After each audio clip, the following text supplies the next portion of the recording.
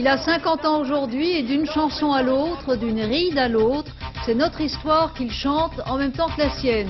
Johnny Hallyday, la légende du rock à la française, l'idole des jeunes, de leurs parents et de leurs grands-parents, fête son anniversaire au Parc des Princes dans une série de concerts géants. Pourquoi tant d'amour? Les explications d'une groupie de toujours, Catherine Pancol, écrivain journaliste. Pourquoi un tel succès et une telle longévité? Les réponses de Philippe Labro, romancier journaliste qui a écrit pour Johnny beaucoup de chansons. Le feu d'artifice s'éclatera vendredi soir vers 21 h au Parc des Princes à Paris. Mais déjà, les fusées sont en place et rien ne vous est épargné. Depuis quelques jours, dans la presse, à la radio, à la télévision, rien ne vous permet d'ignorer que Johnny fête cette semaine son anniversaire. Johnny Hallyday bien sûr, il a 50 ans aujourd'hui. Bon anniversaire Johnny. Et le week-end prochain, à Paris, il réussira ce qu'aucune star française ou étrangère n'a jamais tenté, ni Madonna, ni les Stones, ni Michael Jackson. Il remplira 3 soirs de suite le Parc des Princes. Depuis 30 ans, en France, Johnny Hallyday marque la chanson comme il marque nos mœurs, et qu'on l'aime ou non, qu'on aime ou non son talent, sa musique, ses excès, ses chutes libres et ses moments de bonheur quand il plisse ses yeux bleus, qu'on l'aime ou qu'on ne l'aime pas, Johnny, c'est notre histoire. Michel Vial. Il n'avait pas 20 ans cette année-là lorsqu'il interprétait la chanson dont les paroles à elles seules symbolisaient un phénomène et résumaient déjà sa vie. Les gens m'appellent l'idole de Johnny. Ils n'ont même qui m'envie. Cela fait donc 3 décennies et 3 générations qu'il prodigue son énergie légendaire de bête de scène. Tour à tour rocker, yéyé, contestataire et hippie, Hamlet et Mad Max avec la même sincérité naïve et la même fidélité. À ses origines modestes d'abord, à son amour pour le rhythm and blues, sans oublier à son public qui ne cesse de se renouveler. J'ai pas vu le temps passer, j'ai l'impression que j'ai commencé il y a 2 ans. Johnny Hallyday, au fond, aujourd'hui, vous n'avez plus rien à prouver. Non, mais je m'amuse. Johnny est avant tout un interprète, un chanteur, et pas le représentant d'une génération. Les quinquas, je ne sais pas si on dit ça comme ça, Paul McCartney, ancien Beatles, Eddie Mitchell, Jacques Dutronc, Catherine Deneuve, qu'est-ce qu'elle est belle, tous, Mick Jagger, bien sûr, le chanteur des Rolling Stones, ils ont tous conservé cette qualité de la jeunesse qui est finalement d'apporter de l'espoir et des illusions au public. Malgré des passages à vide au milieu des années 60 et au début des années 70 notamment, et bien qu'il ait vendu plus de 100 millions de disques, Johnny Hallyday demeure à 50 ans l'auteur unique et écorché du roman d'une vie brûlée au feu des projecteurs et au regard impudique des spectateurs. Un roman brillant mais parfois chaotique, à la démesure des intempérances d'un homme qui ne se sent bien sans doute que sur scène. Ce roman pourrait sûrement composer la bande-son de notre propre vie en réunissant beaucoup de moments de bonheur.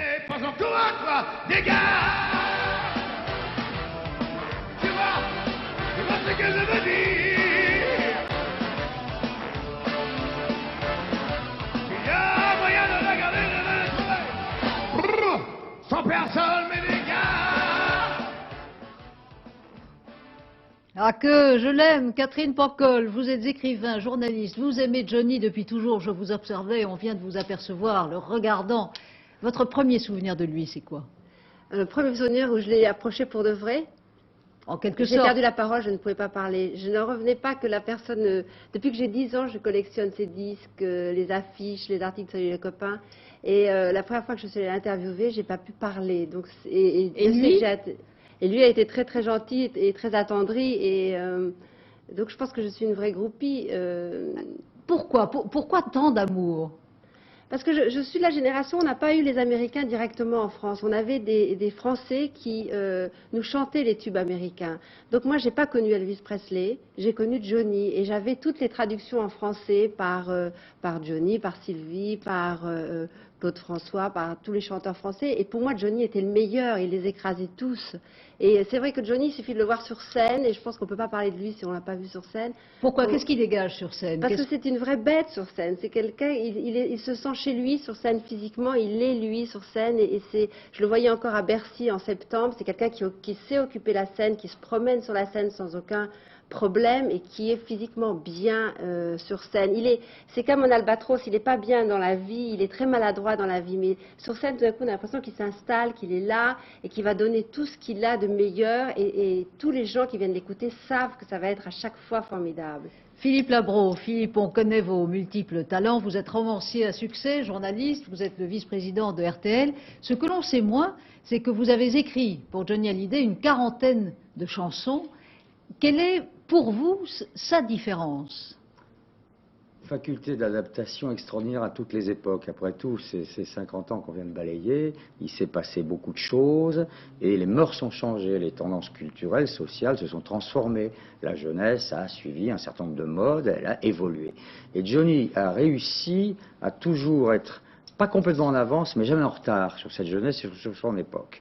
Donc en réalité, c'est peut-être pour ça qu'on s'est très bien entendu, je dirais, même si ça paraît paradoxal, qu'il a quelque chose d'un journaliste. Il saisit l'air du temps, il est contemporain de son temps et il le restitue.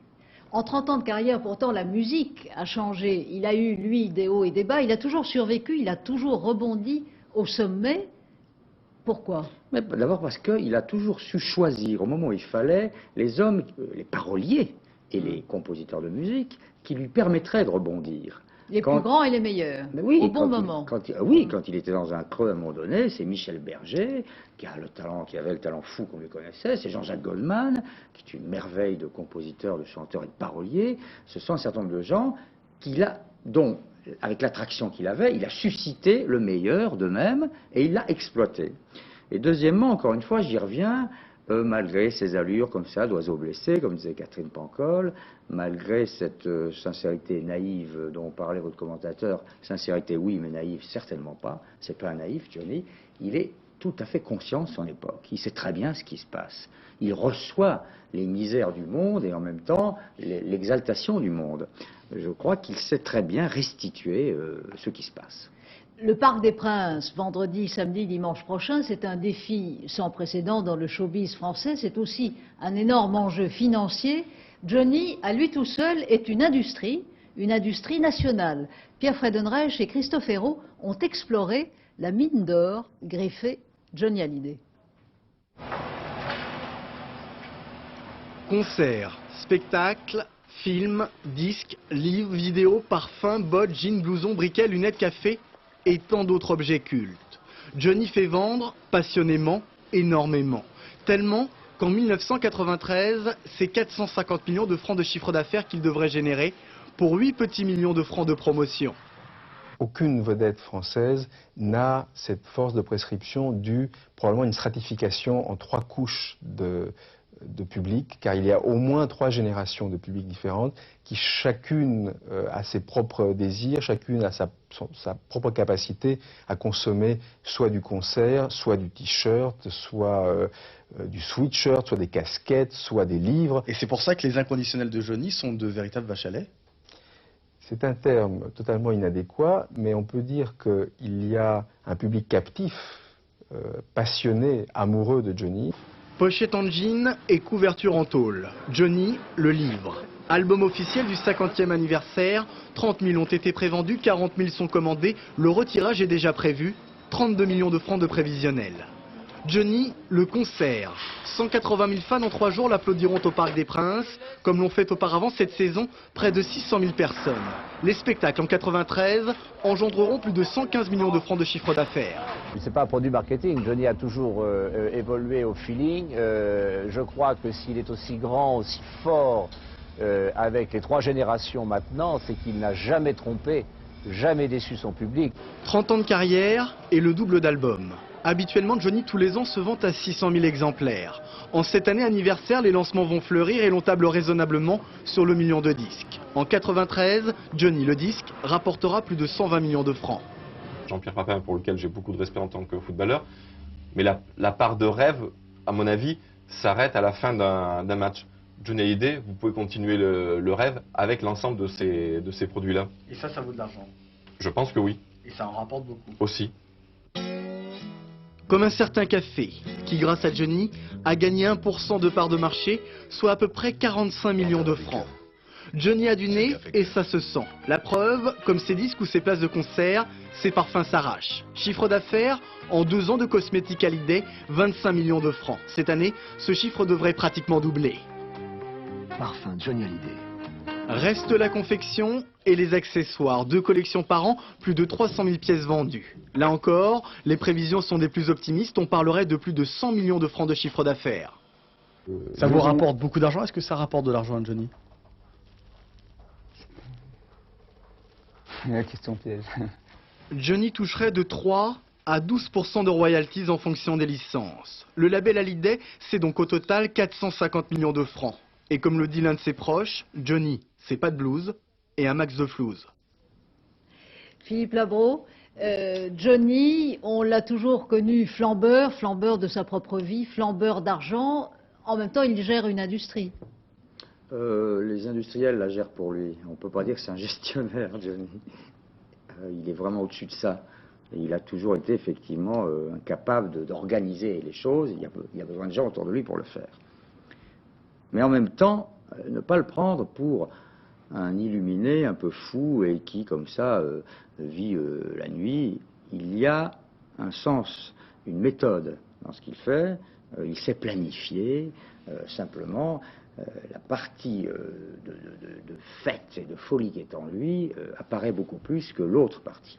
Il y a une partie cachée chez Hallyday, qui n'est pas seulement dans son sens de l'organisation, dans ses méthodes, qui est aussi dans sa psychologie et dans son intelligence. Autrement dit, Catherine Brocol, la caricature du Johnny à queue des guignols de l'info, cela masquerait en quelque sorte un formidable palpeur de nos propres humeurs et avec cet instinct de... Ah oui, moi je trouve qu'ils ont été très très durs avec lui et très, très injustes. Vous savez, en France, on veut toujours que les gens parlent sur tout et on a voulu que tout d'un coup, Hallyday fasse des émissions de télé où il dit ce qu'il pense de l'actualité et des avis sur tout. C'est pas vrai. Il le dit lui-même, il dit je suis un rocker et un rocker ça parle pas. Il est bien sur scène et c'est quelqu'un qu'il faut voir sur scène. Alors on essaie de lui faire répondre à des tas de questions.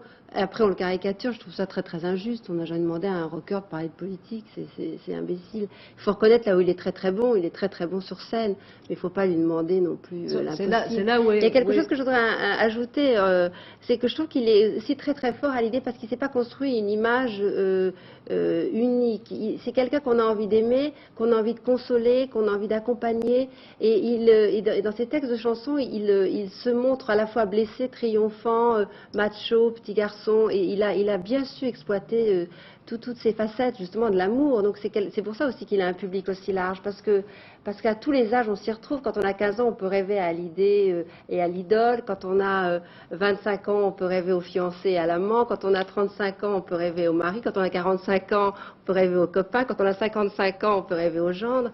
Et je trouve pour ça il est très très fort, il a su capter comme ça tous les désirs des femmes en tous les cas. Mais il y a quand même une limite à ces dithyrambies. Hallyday n'a jamais réussi à l'exportation, ni la chanson ni le reste. Pourquoi? Non, mais je crois que c'est parce qu'il est venu trop fort du rock'n'roll américain et que ça c'est sa limite. En effet, il ne peut pas s'exporter. Philippe Labro, c'est votre avis? Oui, enfin, il ne peut pas s'exporter en anglo-saxonie. C'est vrai que là où il est allé chercher ses modèles, aux États-Unis essentiellement et en Angleterre, on n'a pas besoin d'Hallyday. En revanche, il ne faut pas oublier qu'il fait des salles triomphales dans toute l'Amérique du Sud, qu'en Afrique, il est aussi célèbre que Pelé, Platini ou Mick Jagger, et qu'au Moyen-Orient aussi, en Italie, n'en parlons pas, en Europe, Johnny a fait des concerts dans ce qu'on appelait l'Europe de l'Est, sous le régime communiste, où il a littéralement subjugué des foules. Donc, le territoire américain, lui, est d'une certaine façon interdit, puisqu'il n'est qu'une sorte de... Anglo-saxon. Oui, anglo-saxon, une sorte de clone, n'est-ce pas, de C'est grand... peut-être pour ça d'ailleurs que c'est là où son fils essaye de réussir. Son fils réussit très bien. Ouais. Oui. Le fils chante en anglais, le fils fait sa musique, le fils s'est situé dans un autre registre quand même que le père. Je crois qu'il souffre de ça, quoi. Il souffre d'avoir quand même traduit énormément de standards américains. D'ailleurs, les purs du rock'n'roll vous disent toujours, mais attends, tu connais pas Elvis Presley, tu connaissais pas Elvis Presley, il y a quand même Elvis avant. Et c'est vrai, James Dean, Elvis Presley, ça a quand même beaucoup nourri sa mythologie.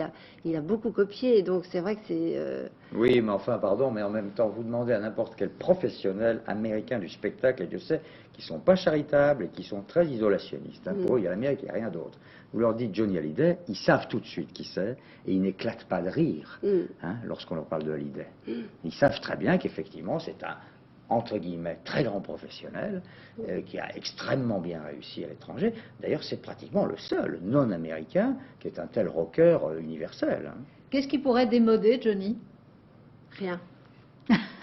Ben non, mais elle a raison. Non, elle a raison. Il n'y a pas de raison qui ne continue pas de s'adapter, comme je vous l'ai dit, aux époques et aux tendances qui vont venir. Non, non, il est éternel. Hein. Non, en plus, il ne se voit pas vieillir, il le dit très bien. Il ne comprend pas qu'il a 50 ans. Donc, et grâce à lui, nous non plus, en quelque sorte. Et vous irez au Parc des Princes? Oui. Et vous, Philippe Labro? Évidemment. Bien sûr. D'abord, j'y vais avec RTL. Merci, merci à tous deux. Je rappelle le titre de vos deux romans à succès. Catherine Pancol, Vue de l'extérieur, c'est au Seuil. Et vous, Philippe Labro, 15 ans, aux éditions Gallimard. Souvenir, souvenir, c'est le temps de l'amour, c'est le temps de Johnny, c'est aussi le temps du bac.